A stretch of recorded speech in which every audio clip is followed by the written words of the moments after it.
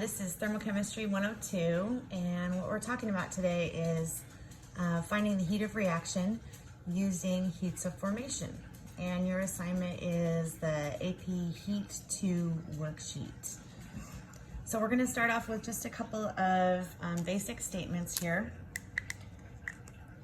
And the first one is a difference between, well, I'm going to do this. The first one is to talk about the difference between standard temperature and pressure and standard conditions. So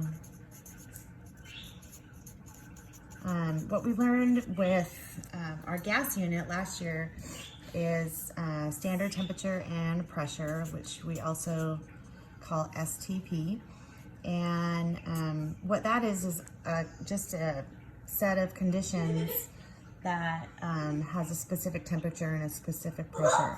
So in this case, temperature is equal to 0 degrees Celsius or 273 Kelvin, and pressure is equal to 1 atm. So that's STP. And I just want to also talk about the difference between standard temperature and pressure, and then another set of conditions called standard conditions.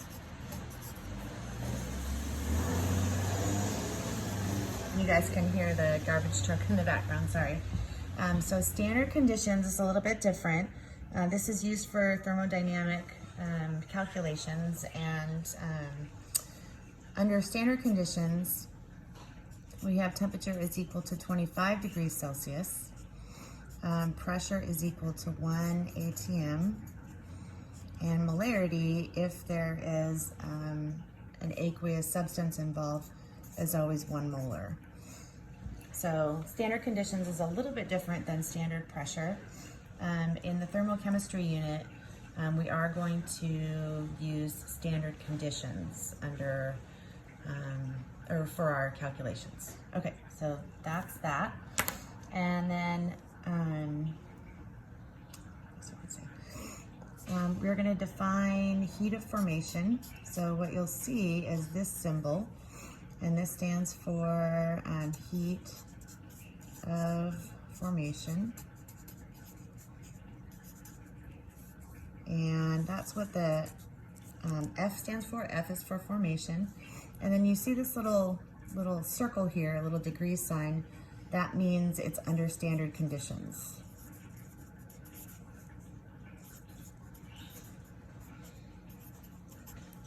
So heat of formation measured under standard conditions is what this symbol is. Okay, so let's talk about what a heat of formation is. And this is just the enthalpy change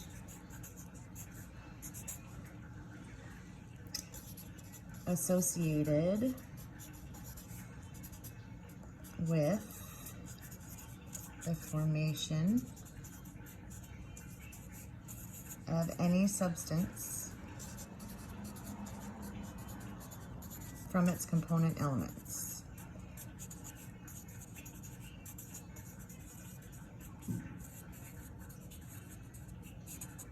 So if heat is absorbed or released by the system, then heat of formation would be positive or negative for those examples. So a couple other things about heat of formation, and that is that the standard heat of formation is 0 for any elemental substance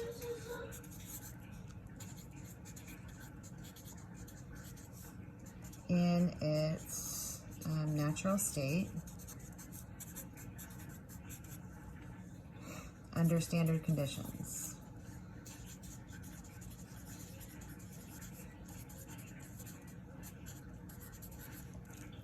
So we're going to take a look at the Appendix C just to demonstrate this idea. So I'll just give you a second to finish writing. And this will go back up in just a second. And I just want to focus in on the thermodynamic quantities appendix. This is Appendix C. And we're gonna focus on bromine here. And what I'd like you to notice is that bromine as a gas has a heat of formation, but bromine as a liquid does not have a heat of formation. You can see that that's 0. So that would tell us that bromine is a liquid under standard conditions. And you could also see the same thing down here with calcium as a solid. It's 0, and so that would tell us that calcium as a solid, and that's what its natural state under standard conditions. So there you go. All right. So what's next?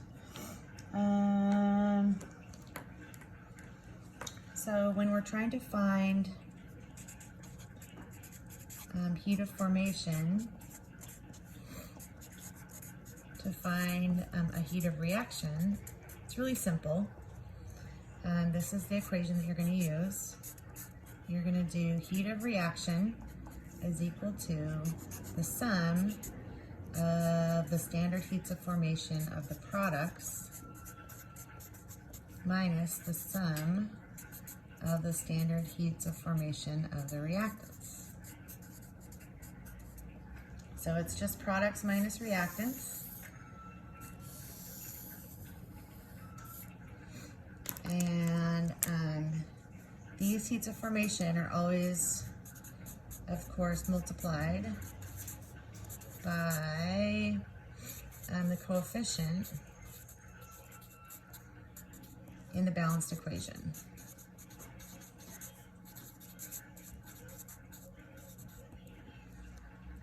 Oh man, sorry. I just realized it was zoomed in too far. Okay, so hopefully you guys get that. So using heats of formation to find heat of reaction, you use delta H reaction is equal to the sum of, that's what the sigma means. And this is change in heat at standard conditions for the formation of the products minus the sum of the standard heats of formation of the reactants. And of course, those are multiplied by their coefficients in the balanced equation. So we'll do an example in part 2. Okay, so we'll be back here shortly. Thanks.